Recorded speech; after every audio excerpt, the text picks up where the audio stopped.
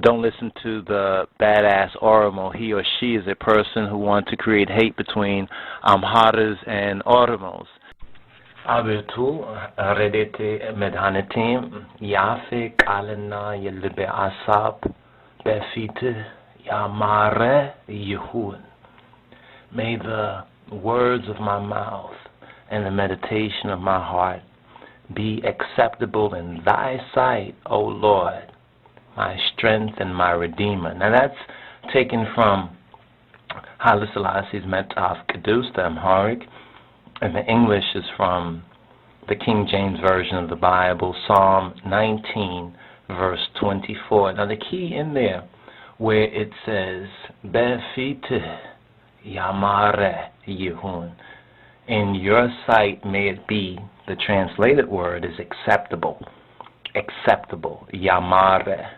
May it be of Amara, of Amara. Amara is the root word and the key word that links the Ameru of Kenya with the Amhara of Ethiopia, with us here in the West, the falashas of the West, the Bani and the Beta Israel here in the Western Hemisphere, those who were sold into slavery during the so-called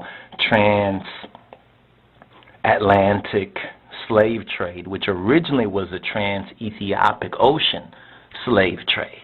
Now, as we mentioned earlier, and we've mentioned before, and we really are intending on doing a more detailed teaching on how the slave trade really encompassed almost the whole of Africa, and how East Africa, in particular Ethiopia and Sudan and even Somalia and Kenya and other countries, were adversely affected by the slave trade, and many of them were sold in the Western Hemisphere, where there were already established so-called the slave ports, where the market of slavery was established in the west of the continent. So many slaves were taken from the east, so there was an East African slave trade, and this is what many of the history books have failed to acknowledge, especially the so-called Anglo-American and Anglo-Europeans, and even many of the so-called Arabs. The Arab slave trade is very important in this regard, in this aspect, and also to identify what type of Arabs were involved in this enslavement of the remnant of the Beta Israel. And the key word is the Amara. The key word is Amara. The Ameru, we have the Amare or the Amhara, and then we even have those of us who are sold into the West, the falashas of the West, the exiles of the West, who are known today as African American, but really the true pronunciation would be those African so-called AMHARA-Kin. We are the kin of the Amara, the kin of the Amhara, the kin of the Ameru, the kin of our African Beta Israel remnant that were maintaining on the continent, and many of them who have still maintained to this very day those keys of identity with the Beit Israel, as well as the covenant, the Kal Kidan, the B'nai Berit of ancient Israel. So yes, there is a link. Mocha had asked the question concerning the Ameru of Kenya, along with the Amhara of Ethiopia. Was there a link between those two peoples? Well, of course there are. Of course there is a link, but you have to really go Yah's way, or Yahweh, and through the scriptures and through the Beta Israel and those who are faithful, because there's many of those who will call themselves, like it says in the Bible, many who call themselves Jews who are not Jews. There's many who call themselves Amharas who are not Amharas. You understand there's many who call themselves Ethiopians who are not Ethiopians, and we speak about the native ones especially. And there's many who call themselves Israel and Israelites who are not Israel and Israelites in spirit and not in truth. So we really have to distinguish not just what one called themselves, but what are those key identifying marks? What are those marks that identifies them as what they say they are? So we over here in the Americas are AMHARA-Kin. We are those kin that Negus Neges Katamari Haile Selassie prayed concerning, and he spoke concerning, and he made those primary and preliminary links with the African Americans, or the Afro-Americans, as they were called then. They were called Afra, the Afra-Americans. This is interesting. We say African American today, but in that particular day and time, if you look at the literature, it says Afra-Americans, Afro-Americans, a combination of Afar and Amar, Afar-Amar-Kins, or the kin of the Afars and the kin of the Amars or Amirs or Amharas. Now, let's look at this word Amar. If you look into the Hebrew, as we mentioned earlier, we mentioned already, Amar means in Hebrew to speak. It means to speak. Now, this is a key link between the Shemitic Hebraic and the Shemitic Ethiopic and the Shemitic Amhara and Amharic, is the link in the meaning of the word. So when we look into Hebrew and we study the Hebrew, the word that is for to speak, like when it says Yahweh Yomar or Elohim Yomar, in the words Moshe Yomar, in other words Moses spoke.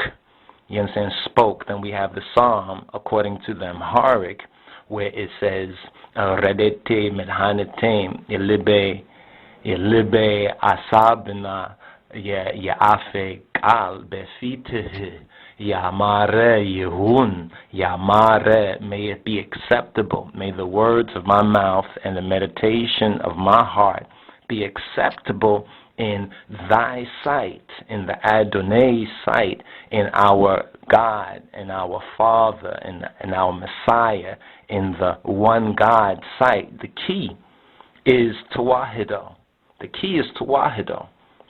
Now, when we say the key is Tawahido, to the spiritual way of life of the people, Tawahido. Now, one branch, we have to recognize the different branches of the family, because some branches of the family actually were in the Ishmaelite or the Islamic disguise. Many of them were in the Islamic disguise when you understand what was going on in Africa at that particular time. That many who were Abrahams changed their names to Ibrahim, you understand, and adopted the early Islam that had come to them when they were in certain regions, you understand, that were heathen, African regions that were without the law, African regions that were more tribalistic, and they worshiped their various ancestral gods, and their gods had no link with Abraham, the God of Abraham, Yitzhak, and Yaakov. It was easier for those who knew the God of Abraham, Yitzhak, and Yaakov to accept those true Mohammedans or Muslims who were linking with Abraham and much of the Israelite identity. We find this even when we study Quran.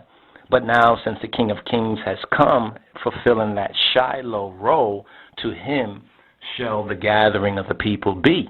So this is why when the Italians and the fascists and the Romanists and the Western so-called Christians, the Antichrist, attacked Ethiopia, even many of the Muslim tribes and the Muslim peoples fought alongside the Christian Amharas against the godless and the cruel dragon during that particular time. Now, we need to understand, well, how come this was going on then, but it seems as though a different crop of so-called Muslims or Mohammedans have come about later on. We have to understand what has gone on within the so-called Islamic religion and the Mohammedan faith that has caused a change, as we can see it in this present time, where there's antagonism to the Solomonic throne and to the Davidic dynasty. There's not that faithfulness, because see, the true Islamic and the Ishmaelites recognize the true heir of Abraham, of Yitzhak, of Yaakov to be the rightful ruler. You see, and that this is why Muhammad even sent his people to Ethiopia, to the Nagash or the Nagashi, to the king, because that king, although he was Christian, he was a Hebrew. So his Christianity was different than the Romanist, the whitewashed Christianity in that particular time and in that particular space. This is why he knew that he would find faithful people among the so-called Gusasian. The Gusasian, we touched on that in the earlier video, the Gusasian. The Gusasian are talking about the Gesawist.